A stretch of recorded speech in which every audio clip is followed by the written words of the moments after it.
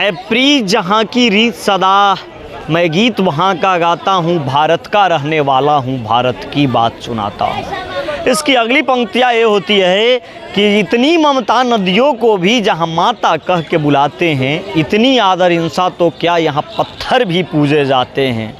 पत्थर के साथ साथ जब जिक्र होता है तो सिर्फ पत्थर ही नहीं बल्कि यहाँ तो पहाड़ भी पूजे जाते हैं। मैं उस भारत की बात कर रहा हूँ जिस भारत का कण कण को पूजा जाता है और वहाँ से निकलती है वसुधैव कुटुंबकम।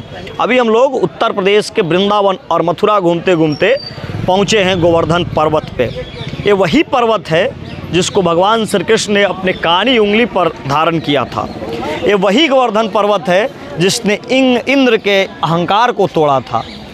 कालांतर में आज से तकरीबन 5000 साल पहले इसकी ऊंचाई लगभग 30,000 मीटर ऊंचाई बचाई जाती थी, लेकिन आज क्या कारण है कि ये महज 25 से 30 मीटर की ऊंचाई पर ही स्थित है।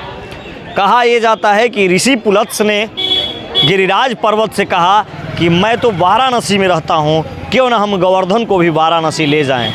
लेकिन उसके बाद गोवर्धन ने इतना वजन दिखाया कि वो ले नहीं जा पाए और यहीं ब्रज में यानी वृंदावन और मथुरा के बीच में ये जो गोवर्धन पर्वत है यहीं पे रुक गया।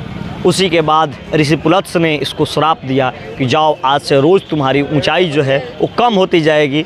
और ऐसी मान्यताएं हैं कि रोज़ एक मुट्ठी ये ज़मीन के अंदर जाती है।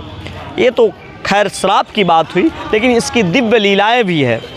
आज भी उत्तर प्रदेश और राजस्थान के 2 ज़िलों में फैला ये गोवर्धन पर्वत जिसकी लोग परिक्रमा करते हैं। तकरीबन 21 किलोमीटर की ये परिक्रमा अपने आप में अद्भुत और दिव्य बताया जाता है।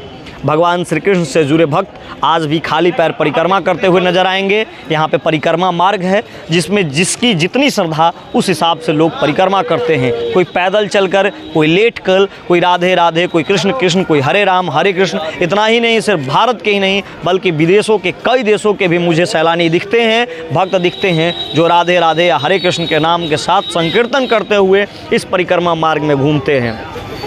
ये गोवर्धन पर्वत की छोटी छोटी अभी शिला भी दिखाई देती है जिसको भी बाउंड्री से घेर भी दिया गया है ताकि इसको संरक्षित किया जा सके। और इसके ठीक बगल में गोवर्धन मंदिर है जहां भगवान गोवर्धन और गोवर्धन पर्वत की पूजा होती है, भगवान श्री कृष्ण की पूजा होती है। लोग इसे घूमने भी आते हैं।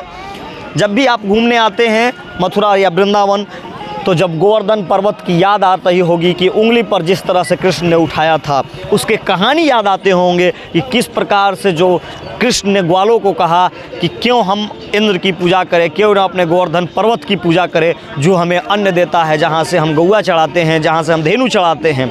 आज भी साल में एक बार पूरे भारत में गोवर्धन पूजा भी की जाती है बड़ी धूमधाम से। तो बताया जाता है कि उस समय से अब तक वही गोवर्धन पर्वत की जो है पूजा पूरे देश में मनाई जाती है।